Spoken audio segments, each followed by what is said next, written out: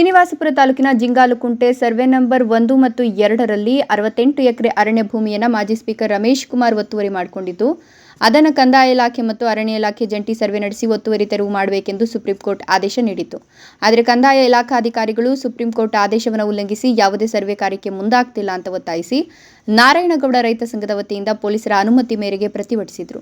ಆದರೆ ರಮೇಶ್ ಕುಮಾರ್ ವಿರುದ್ಧದ ಪ್ರತಿಭಟನೆಯನ್ನು ಸಹಿಸಿಕೊಳ್ಳಲಾಗದ ಕೆಲ ರಮೇಶ್ ಕುಮಾರ್ ಬೆಂಬಲಿಗರು ರಮೇಶ್ ಕುಮಾರ್ ಭಾವಚಿತ್ರವಿಟ್ಟು ಪ್ರತಿಭಟಿಸುತ್ತಿದ್ದುದನ್ನು ಖಂಡಿಸಿ ನಾರಾಯಣಗೌಡ ಹಾಗೂ ನಾಗರಾಜ್ ಎಂಬ ಹೋರಾಟಗಾರರ ಮೇಲೆ ಪೊಲೀಸರು ಹಾಗೂ ತಾಲೂಕು ದಂಡಾಧಿಕಾರಿಗಳ ಎದುರೇ ಹಲ್ಲೆ ನಡೆಸಿದ್ದಾರೆ.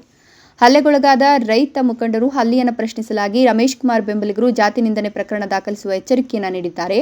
ಕಳೆದ 2 ವರ್ಷಗಳಿಂದ ರೈತರ ಜಮೀನು ಅರಣ್ಯ ಇಲಾಖೆ ಅಧಿಕಾರಿಗಳು ಒತ್ತುವರಿ ತೆರವುಗೊಳಿಸಿ ಸಣ್ಣ ಪುಟ್ಟ ರೈತರಿಗೊಂದು ನ್ಯಾಯ, ಪ್ರಭಾವಿ ರಾಜಕಾರಣಿಗಳಿಗೊಂದು ನ್ಯಾಯ ಎಂಬ ಭೇದ ಭಾವ ತೋರುತ್ತಿದ್ದಾರೆ ಅಂತ ನಾರಾಯಣಗೌಡ ಹಲವು ಬಾರಿ ಹೇಳಿಕೆಗಳನ್ನು ನೀಡಿದರು. ಆದರೆ ರೈತರ ಜಮೀನು ಹೋದಾಗ ಬಾರದ ರಮೇಶ್ ಕುಮಾರ್ ಬೆಂಬಲಿಗರು ರಮೇಶ್ ಕುಮಾರ್ ವಿರುದ್ಧದ ಪ್ರತಿಭಟನೆಗಳನ್ನು ಸಹಿಸಲಾಗದೆ ಎಂದು ಗೂಂಡಾ ವರ್ತನೆ ತೋರಿದ್ದಾರೆ ಎಂದರು. 3 ದಿನಗಳ ಮುಂದೆ ಪೇಪರ್ ಸ್ಟೇಟ್ಮೆಂಟ್ ಹಾಕಿದ್ದೀನಿ. ಇವತ್ತು ಹೈಕೋರ್ಟ್ ಆದೇಶದಂತೆ ಜಿಂಗಲಕುಂಟೆ ಸರ್ವೆ ನಂಬರ್ 1 ಮತ್ತು 2 ಸರ್ವೆ ಮಾಡಿಸಿ 2,000 ಎಕರೆ ಒತ್ತುವರಿ ತೆರವುಗೊಳಿಸಿದಾಗ ಇವರಲ್ಲಿ ಯಾಕೆ ಒಗ್ಗಟ್ಟಾಗಿಲ್ಲ? ಎಲ್ಲೋಗಿ ತೊಗ್ಗಟ್ಟು? ಇವತ್ತು ನಾವು ಪ್ರಭಾವಿಗಳ ಒತ್ತುವರಿ ತೆರವುಗೊಳಿಸಿ ಹೈಕೋರ್ಟ್ ಆದೇಶಿದೆ ಅಂತ ಹೇಳಿದ್ರೆ ಕೇಂದ್ರ ಸರ್ಕಾರದಿಂದ ಅಕ್ಟೋಬರ್ 8ರಂದು. ಸತೀಶ್, ಈ ನ್ಯೂಸ್ ಟಿವಿ, ಕೋಲಾರ.